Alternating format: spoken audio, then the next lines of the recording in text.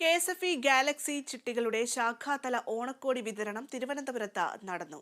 Kerala khadi board Onam khadi മേളയുടെ സംസ്ഥാനതല ഉദ്ഘാടനവും നടന്നു. മുഖ്യമന്ത്രി പിണറായി വിജയൻ ഉദ്ഘാടനം ചെയ്ത ചടങ്ങിൽ ധനമന്ത്രി KN ബാലഗോപാൽ അധ്യക്ഷനായി. KSFE ഗാലക്സി ചിട്ടി സീരീസ് 2ന്റെ ശാഖാതല സമ്മാന വിതരണവും ഓണം പ്രമാണിച്ചുള്ള ഖാദി മേളയുടെയും സംസ്ഥാനതല ഉദ്ഘാടനവും മുഖ്യമന്ത്രി പിണറായി വിജയൻ നിർവഹിച്ചു.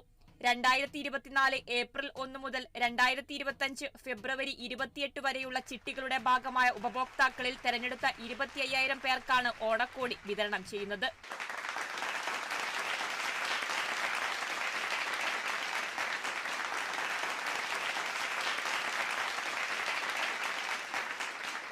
സമ്മാന വിതരണത്തിലൂടെ KSFE ഖാദി ബോർഡിന് നൽകുന്ന പിന്തുണയെ മുഖ്യമന്ത്രി അഭിനന്ദിച്ചു.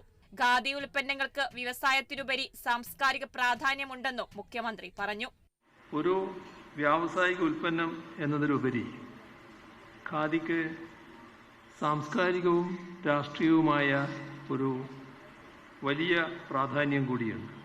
നമ്മുടെ സംസ്കാരവുമായും ചരിത്രവുമായുമൊക്കെ ഇഴപിരിയാത്ത ബന്ധം ഖാദിക്കുണ്ട്.